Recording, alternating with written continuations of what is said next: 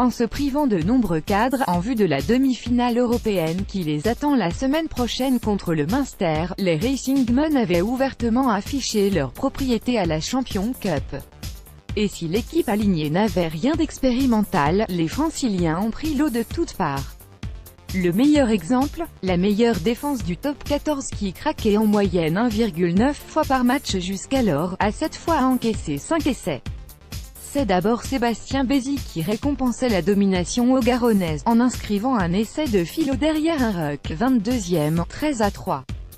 C'est ensuite Zach Holmes, 30e, voire essai, qui s'offrait la défense francilienne, avant d'être imité par Maxime Médard, 40e, Gaël Ficou, 44e, puis Thomas Ramos, 42-6, 64e.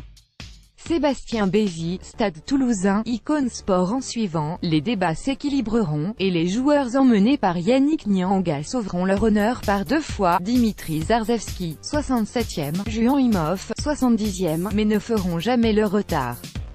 En revanche, en ne baissant pas les bras, les Franciliens inscriront un dernier essai, 78, Joe Rocococco, et priveront Toulouse du bonus offensif.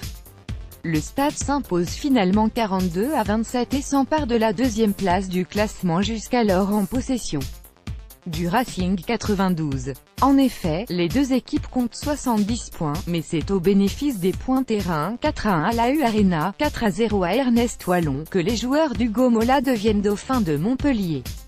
L'essai de la rencontre, Zach Holmes s'amuse dans la meilleure défense du top 14. Zach Holmes, Stade Toulousain, versus Racing 92 Icône Sport. Alors qu'ils mènent 13-6, les Toulousains bénéficient d'une touche à hauteur de leurs 40 mètres.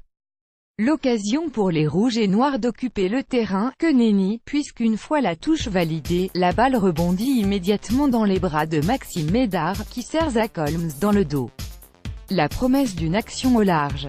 Sauf qu'Anthony Tweetavake, qui avait anticipé l'action toulousaine, fait le choix de monter en pointe sur l'ouvreur du stade, mais manque son plaquage.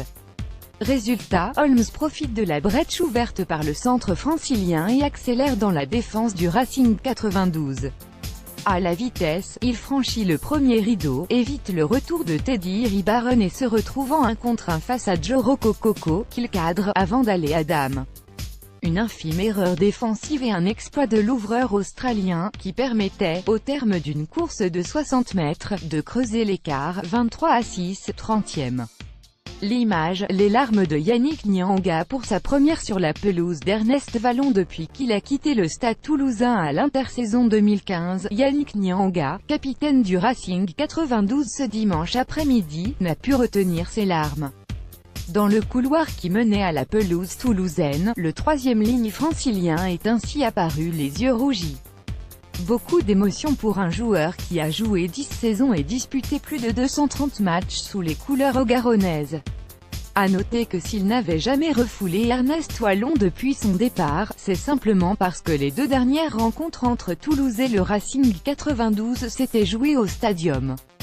Le tournant, le carton jaune de Vully-Vouli. L'arbitre Mathieu Rénal adresse un carton jaune à Vully-Vouli à Icône Sport. Si les Toulousains avaient déjà pris l'avantage au tableau d'affichage, le carton jaune reçu par Albert Vully-Vouli à la 37e minute, pour une charge au niveau de cou du talonneur adverse, Julien Marchand, a fini de crucifier le Racing 92. Déjà menés 23-6, les Franciliens encaisseront 2 essais, Maxime Médard, 40e, Gaël Ficou, 44e, en infériorité numérique. Ainsi, au retour du centre international fidjien, 32 ans, 16 sélections, qui quittera le Racing pour Aix-en-Provence à l'issue de la saison, les joueurs des deux Laurent étaient menés 35-6. La messe était dite. La question, au regard de leur calendrier, les Toulousains sont-ils désormais favoris pour terminer à la 2e place du top 14, et ainsi éviter les barrages? S'ils s'imposaient en privant le Racing 92 du bonus défensif, les Toulousains étaient assurés de revenir à hauteur de leurs adversaires du jour, et même de chipper la 2e place du top 14, au point terrain, 4-1 à la U Arena, 4-0 à Ernest Wallon. Alors, face à une équipe francilienne particulièrement remaniée, les Toulousains ont déroulé et se sont logiquement imposés, 42-27. Ainsi, 2e top 14 à 2 journées de la fin du championnat, les Toulousains semblent désormais en position de force pour éviter les barrages.